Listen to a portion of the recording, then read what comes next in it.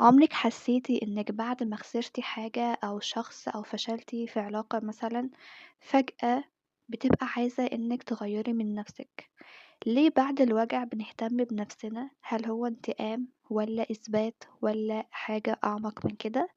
كل ده هنعرفه فيديو النهارده. أنا منى وده فيديو جديد النهارده. الفيديو ده هاتكلم معاكم على التغيير بعد الرفض أو الفشل. في ناس كده لما مثلا بنلاقيهم ان هما كانوا اتنين مثلا مخطوبين او كانوا متجوزين واتطلقوا او الخطوبة ما كملتش او مثلا واحدة فشلت في الوظيفة بتاعتها ومشت منها، بعد فترة بنلاقيها غيرت من شكلها، غيرت من حياتها، بقت بتعمل حاجات تانية مختلفة وبقت ناجحة جدا. ايه علاقة التغيير ده بالرفض او الفشل اللي هي فشلت فيه؟ أول حاجة هنتكلم من جوه، من جوانا، يعني ايه اللي بيحصل في دماغنا أثناء الرفض. الرفض أو الفشل بيشتغل جوه الدماغ كأنه إشارة خطر، يعني بالظبط كده زي ما يكون انتي جرحتي ايدك أو شكيتي مثلا شكة دبوس، فبالتالي الحاجات اللي هي الإنزيمات أو الحاجات اللي هي جوه الجسم بتبدأ إن هي تتحرك عشان تتوجه ناحية الحاجة الجزء اللي متعور ده عشان تروح تعالجه وتشفيه. بالظبط ده اللي بيحصل في مراكز الألم العصبي جوه الدماغ لما بتتعرضي للرفض أو للفشل. في كمان دراسات أثبتت إن الرفض ده بيحفز نفس مناطق الألم الجسدي في الدماغ ويخليكي تفكري أنا مين، أنا قيمتي إيه، أنا إيه اللي محتاجة أغيره بعد ما تتعرضي لصدمة أو تتعرضي لرفض أو تتعرضي لفشل في حاجة معينة.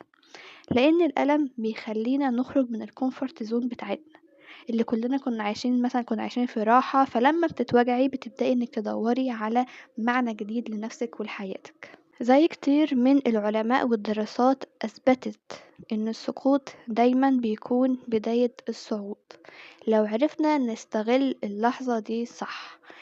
فأنتي دلوقتي لما تتعرضي لفشل، فأنتي كده يعني سبحان الله بتحس كده ان هو اصلا بعد الفشل ده انت لازم تعملي حاجة، يعني هو بيبقى حاجة طبيعة كده في الانسان ان هو اول ما يقع، اول ما يفشل لازم يقوم ويكون بيحسن من نفسه او بيغير من حياته او حتى ان هو بيعمل حاجة جديدة في حياته. طيب، اهم بقى ونقطة عندي واصعب نقطة، السر بقى هنا ايه؟ ان احنا قبل الرفض او اثناء، يعني قبل ما نتعرض للرفض، لو كنا مثلا في علاقة مع شخص، فالشخص ده كنت بستمد منه قوتي وبستمد منه القيمة بتاعتي، فلما الشخص ده أو مثلا الوظيفة اللي أنا كنت فيها أو أي حاجة عموما أنا فشلت فيها أو اترفضت فيها، إيه اللي بيحصل؟ بعد الألم بنبدأ ندور على القيمة الحقيقية الموجودة جوانا.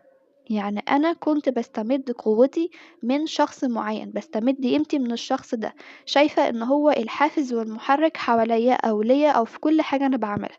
فبالتالي لما بتعرض للرفض او للفشل، اللي بيحصل ان انا ببدأ ادور على قيمتي جوايا، على القيمة اللي انا استحقها بجد. ده اللي بيخلينا نبني اساس داخلي جوانا ونشتغل على نفسنا بجد.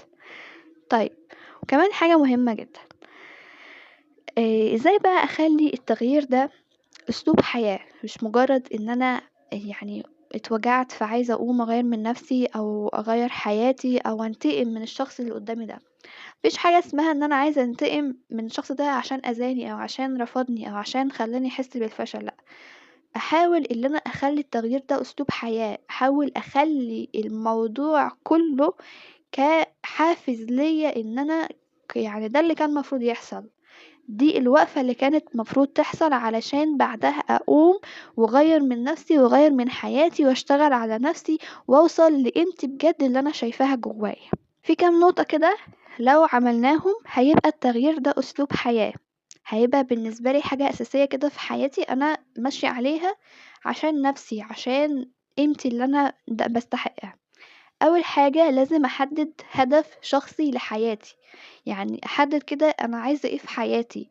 في ناس بتبقى رابطة حياتها وسعادتها وقيمتها بشخص معين، فالشخص ده لو راح هي خلاص هي ما فيش يعني ما فيش محتوى تاني في حياتها خلاص، فدي حاجة غلط. انت لازم تبقى في عندك حاجات كتيرة في حياتك بتعمليها عشان تحسي بقيمة نفسك. تاني حاجة لازم تحطي روتين بسيط ليومك.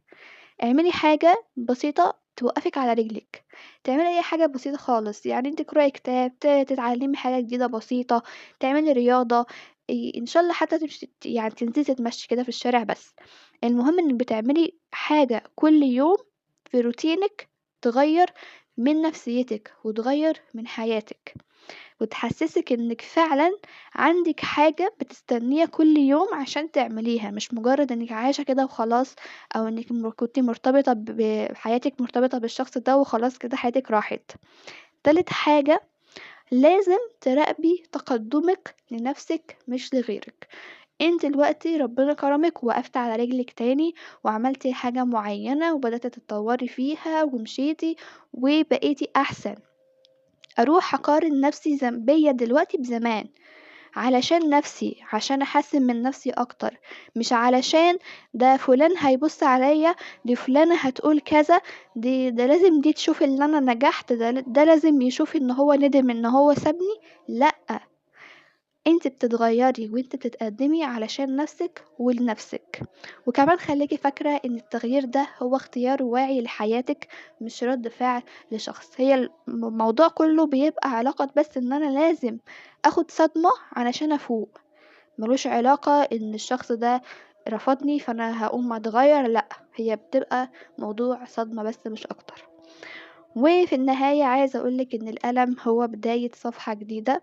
بس السؤال هو لازم نستنى اما نتوجع عشان نبدأ ونغير من نفسنا ونفوق لصحتنا، ولا هنبدأ من امتى؟ في ناس بتفوق من غير ما تتعرض لصدمة او تتعرض لفشل، وفي ناس بتستنى او مش بتبقى عارفة اصلا ان هي مفروض تعمل حاجة في حياتها، هي شايفة ان كل حياتها يعني متمحورة حوالين الشخص ده. فلما بتترفض بتبدأ ان هي تفوق لنفسها وتعرف ان فعلا كان لازم ان هي تعمل حاجة في حياتها. عايزاكم بقى تكتبولي في الكومنتات لو انتوا اتعرضتوا للرفض ايه اول حاجة هتبدأوا تعملوها على طول، او لو مريتوا بنفس التجربة دي اكتبولي برضو ايه اللي انتوا عملتوه او ايه كان احساسكم او اي حاجة من الحاجات دي. هو ده فيديو النهاردة، بتمنى يكون عجبكم. ما تنسوش تعملوا لايك للفيديو وتشتركوا في القناة، واشوفكم في فيديو جاي على خير. كونوا بخير، الى اللقاء.